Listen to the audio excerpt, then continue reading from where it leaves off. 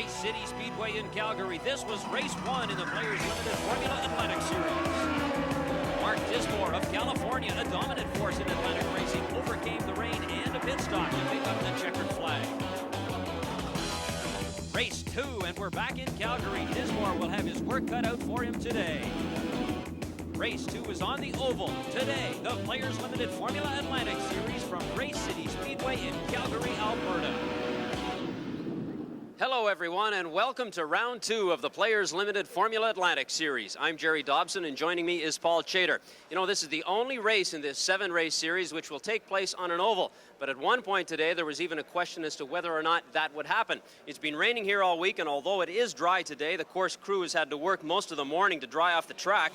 But at race time, everything's in pretty good condition, and the race is a go. But you know, a number of these drivers have had not very much experience at all racing on oval, so what will that do to them? I think the biggest difference for a driver is the traffic. On a road racing circuit, you always have a few moments on a long track to catch your breath, look at the gauges, settle into a pattern. On a short track like this, there isn't that opportunity. You're constantly in traffic, it's a frenetic pace, and the driver who can keep his head cool is the one who will do well today. And of course, because of the rain, the drivers were late in qualifying. They just finished about an hour or so before race time. So let's take a look now at the starting grid. The weather cleared long enough to have a short qualifying session, and our top qualifier in a Swift DB4 is Seattle, Washington's Pate Hidalgo. Pate received the Sunoco Gold Fastest Qualifier Award this weekend, along with a check for $500. And beside him, the top qualifier in our last event, Jovi Marcello. Watch for Jovi to charge early here today. And the third fastest qualifier, less than a tenth of a second off the pole time, is Bill Pratt from California. Rounding out the second row is California's Rick Hill in the distinctive orange car number 55. All the way from Hamilton, New Zealand, hoping to make his mark in this series is Craig Baird in yet another Swift. On the outside of row 3, the man we will all be watching, the Oval Master and the winner of our first race here in Calgary, Mark Dismore. Row 5 has 2 more Californians, Tommy Hunter and Mike Berg. And right behind them in row 6, it's shared by 2 veterans of Atlantic racing, David Diem and Sandy Dells. Their experience may help them here today. 2 British Columbians on row 8, Frank Allers and Bob McGregor. The Players Limited Formula Atlantic Series is brought to you in part by Yokohama Performance Tires and by Sunoco Gold.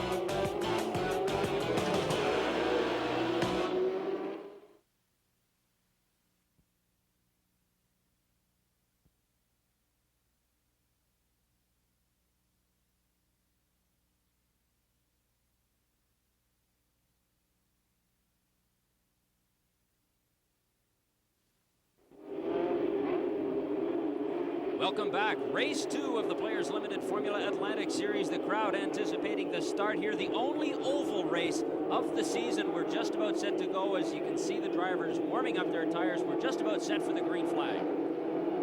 There's number 86, Frank Allers. He's hoping to improve on his starting position as they go through turn 4. Now waiting for the green flag from the starter's bridge. We've got a race. And away we go. And it's a good race right off the bat. And right on the first corner, Jovi Marcello jumps into the lead. And Mark Dismore, car number 20, has already picked up 3 positions, and he's running third. He dives down to the inside, having a look on the inside of Pate Hidalgo through turns 2 and 3 as Jovi Marcello continues to lead. And Jovi Marcello, a great start for him as he passes the pole sitter Pate Hidalgo right off the bat, and so he's in control early in the race here. A great move by Jovi Marcello of Manila in the Philippines as he passes Pate Hidalgo on the first corner, basically. But it's the oval course here takes a different setup, especially for the tires. Today's oval tire was developed especially for the high bank oval here at Calgary. We did a lot of testing at Mesa Marin in 100-degree heat. We put upwards of 200 laps on them, which is about 100 miles on a half-mile oval. No problems whatsoever. Lap times here we're expecting, if the conditions are correct, to be about in the 14s, high 14s. Practice yesterday and the day before, we were running around 15s, low 15s, some of the guys. It looks like it's going to be a very tight race. The compound is very hard for durability on the ovals, and we suspect no problems at all because we've experienced none in the ensuing test. We've also developed a tire to be a little bit wider on the rim than the road race tire in the front and the rear, which gives it a better footprint for the oval. talked about the drivers not having much experience on an oval track, but the mechanics have not had any experience either. We have to consider the fact that most of the crews are road racing crews. They have no idea how to set up a car to just turn to the left. It requires a lot different setup for the suspension, for the tires, and for the entire way they set up the handling of the car. So it's a whole new experience for them, and they've had very little time to experiment. Rick Hill in the orange car, number 55. They're weaving around back and forth behind Craig Baird. A good look at the two of them dicing for position. And back to the leaders. That is Jovi Marcello leading Pate Hidalgo. A good battle happening right there. Hidalgo, who started on the pole now, who is weaving all over the track. He's trying to find a way around. He seems to be able to run a higher line through the turns, but he ducks down very tight into the corners. Meanwhile, Jovi Marcello is sticking to his line and driving his own race. The two leaders, Jovi Marcello and Pate Hidalgo, handling this oval extremely well in the early going in this race here. Well, this track may look smooth to the spectators, but look at it from Jovi Marcello's vantage. He's getting bounced around a lot, and the G-forces in the turns at more than 120 miles an hour is pulling his head to the right side of the cockpit. It's a tremendous strain on the neck muscles and on the arms. And you can see how much he's getting bounced around just trying to pass these cars here. And Jovi Marcello is indeed passing a couple of back markers, and it looks as though it's helping him just a little bit away from car number 6. That's Pate Hidalgo in second spot. There's Hidalgo going right for the turn there.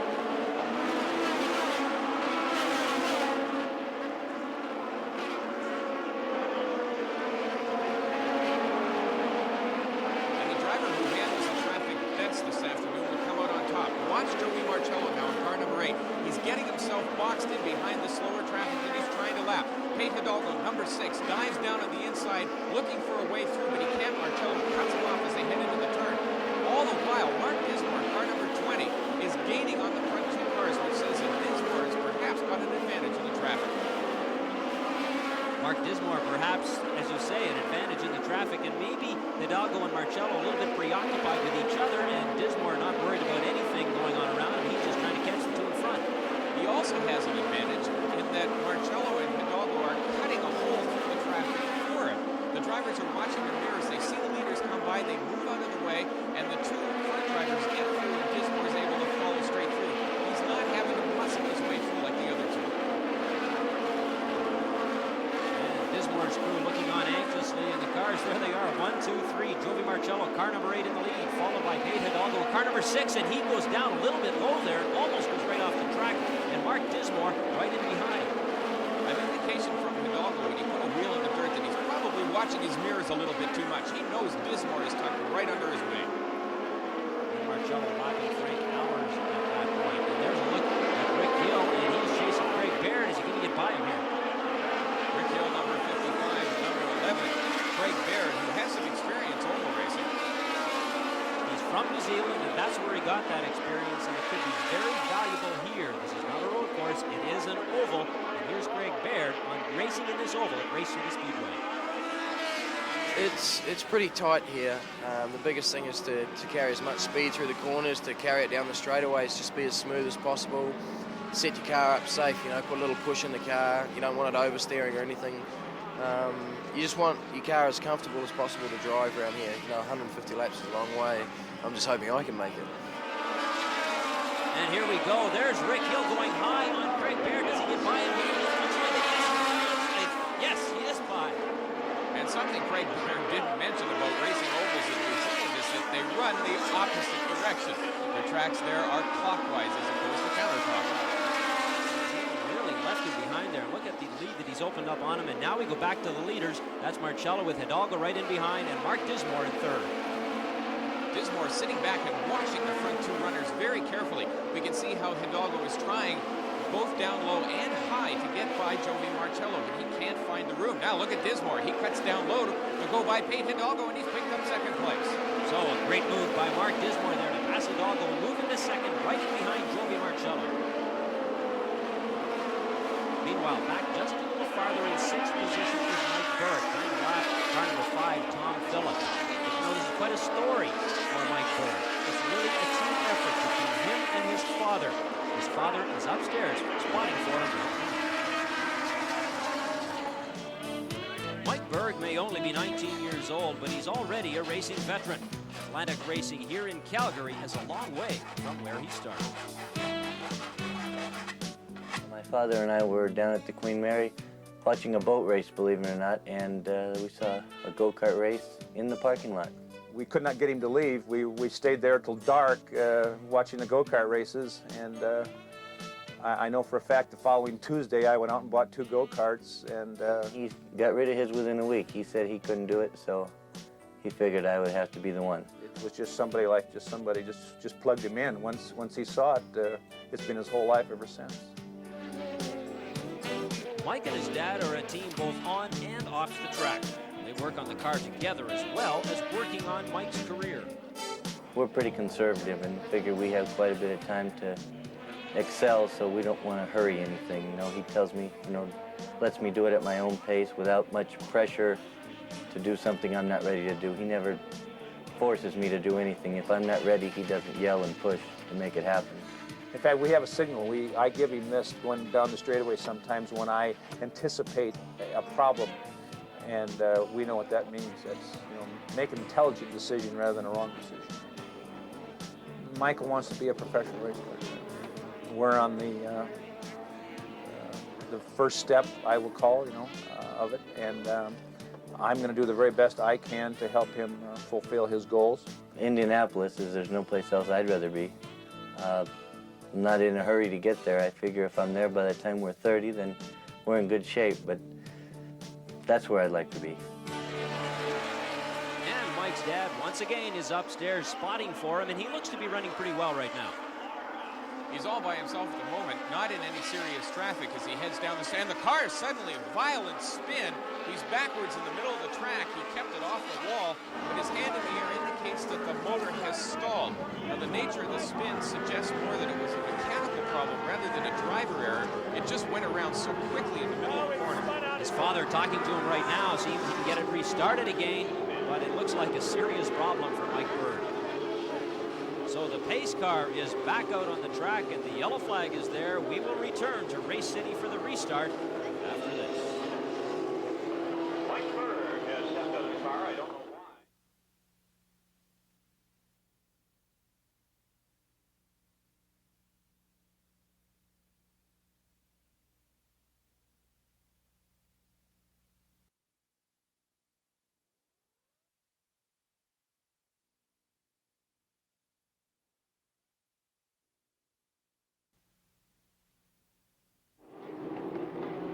Welcome back to Calgary and the Players Limited Formula Atlantic Series. This is race 2, and we're just about set for the restart after that accident involving Mike Berg.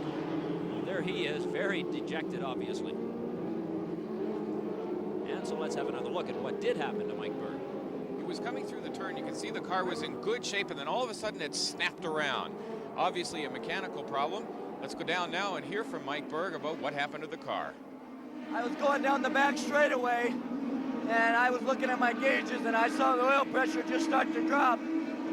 I figured maybe it would just drop a little bit, but it went all the way gone, and she let go. Just about set for the restart, and there we go with the green flag, but Mike Berg won't be running. He's out of the race, and Joby Marcello still maintains that lead with Mark Dismore in second spot. Pete Hidalgo's in third. This is a dangerous time just after the restart for the drivers. Their tires are cool. They haven't been running at racing temperatures. They've got to take it easy for the first couple of laps. The tires get sticky again under the heat. There's Joby Marcello from car number 8. He's leading, and he's got Mark Dismore all over. Mark Dismore chasing the leader, Joby Marcello, and Pete Hidalgo trying to hang on. He's dropped the position. He was in second place comfortably for quite a while, but no longer. They're getting into traffic already right after this restart, and it's in this traffic that Mark Dismore made up so much ground before the yellow flag. You can see he's closing on Joby Marcello already. This is a dangerous spot. The drivers have to be cautious. They don't want to lose that aggressive edge. Dismore certainly has lost his aggressive edge. Look at him in car number 20. He dives down low trying to get past Marcello. Now he moves high, but he's blocked. He can't find a way around him. He has really pulled up. He's right under the rear wing of Marcello. Mark Dismore chasing Joby Marcello around and around this pole. He's right on his tail, as you can see there. Car number 8 is Joby Marcello right behind him. Car number 20, there they go. That's Mark Dismore. Dismore seems to be able to move all over the racetrack. Marcello is stepping to his right, but Dismore's trying everything he knows how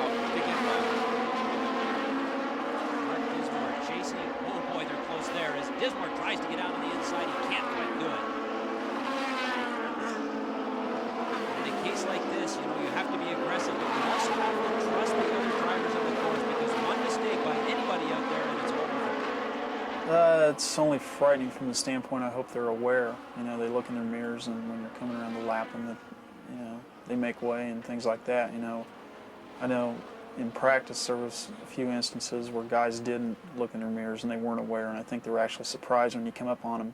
That's what's bad. As far as them not having experience and being able to go fast on the oval, that didn't bother me. But, you know, those same guys may not look in their mirrors on a road course either.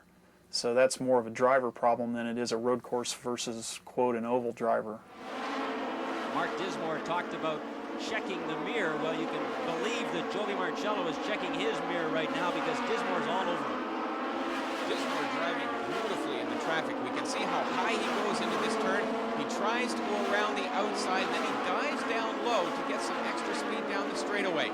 He is really starting to harass Joey Marcello. Look at this, they're side by side through the turn.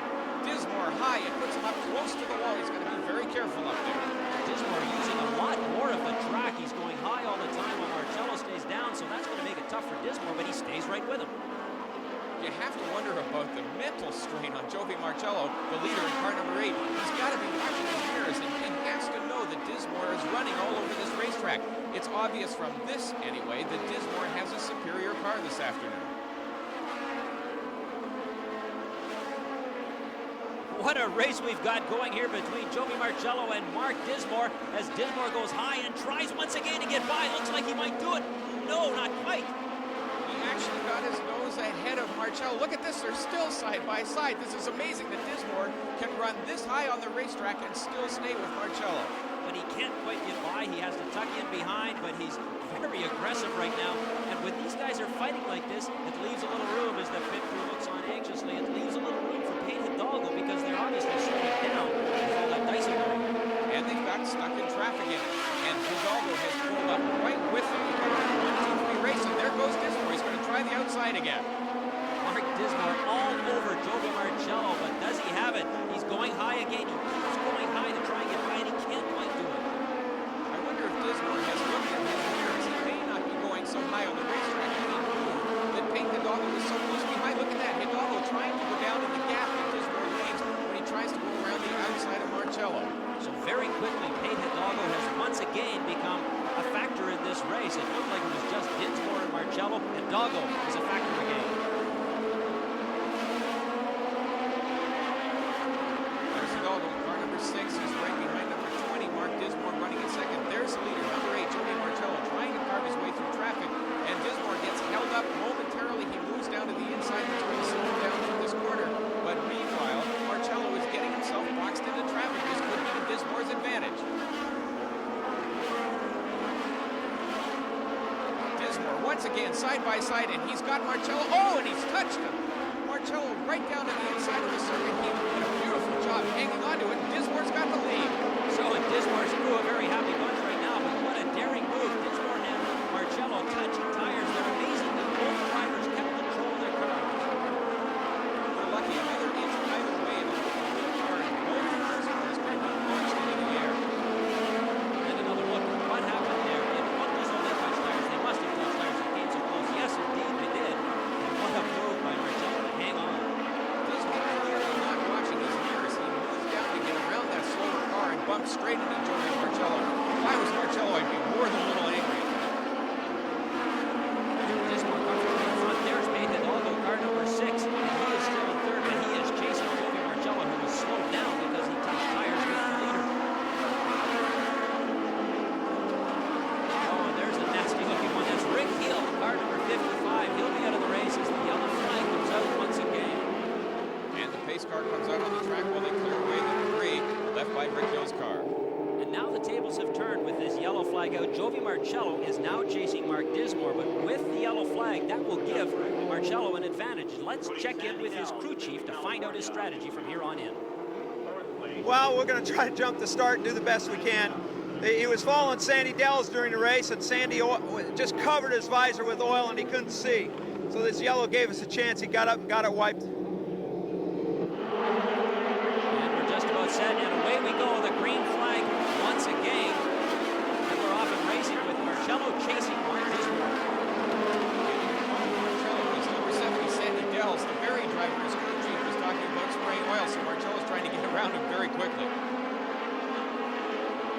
Jovi Marcello trying to take advantage of that yellow flag to chase down the leader, and the leader is Mark Dismore. After that little touching incident, Dismore in the lead, and he will return to Race City Speedway with the conclusion in just a moment.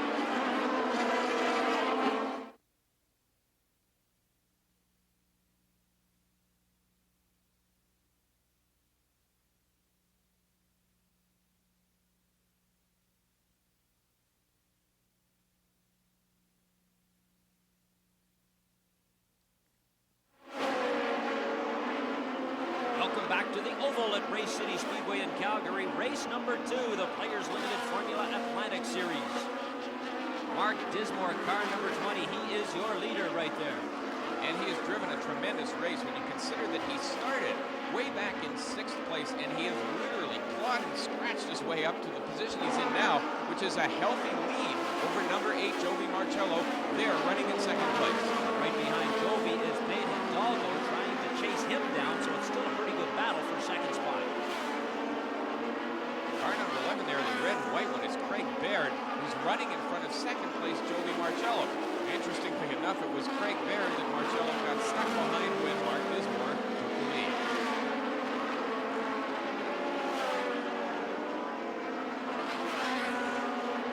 He won't catch the leaders, but still a respectable showing from him. And he's still trying hard as he was braking going into that corner. He locked up the left front tire. You watch Marcello now, he's really got himself boxed trying to get out of this traffic jam. But Baird not giving up. What a battle he's putting on here this afternoon, is Jovi Marcello having all kinds of trouble trying to get around him. And part of the reason he's having trouble getting around Craig Baird, Baird is running in 4th spot, and he desperately needs the 4th place prize money, $4,000. He's running on a shoestring budget, and he needs that $4 grand to be able to have the money to make it to the next event. He's doing a marvelous job as Hidalgo and Marcello both in heavy traffic here trying to hang on. Dismore, meanwhile, has got this race all to himself out in front.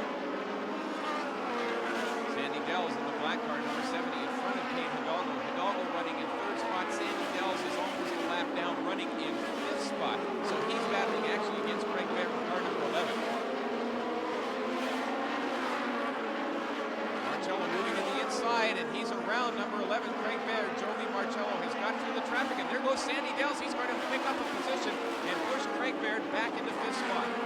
So a good move by Sandy Dells as we now have the white flag. This is the final lap for that man, Mark Dismore, car number 20, in control of this race.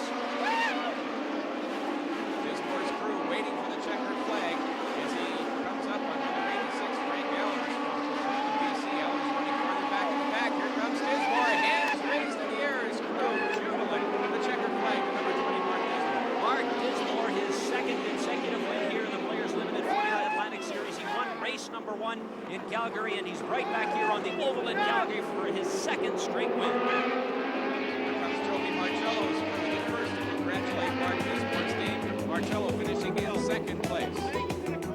And so here's the way it looks. The Oval race here in Calgary, race number 2. Mark Dismore is the winner.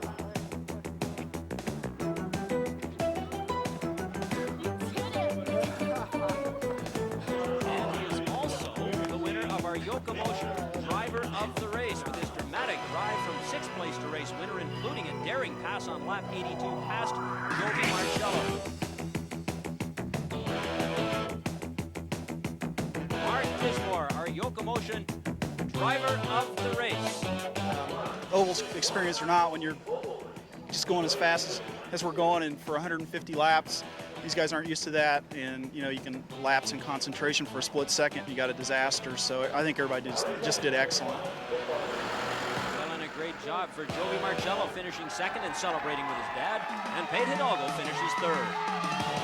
Don't forget to join us next time from Montreal on the Players Limited Formula Atlantic Series. Your race winner today, Mark Dismore. The Players Limited Formula Atlantic Series is brought to you in part by Sunoco Gold and by Yokohama Performance Tires. So long from Calgary.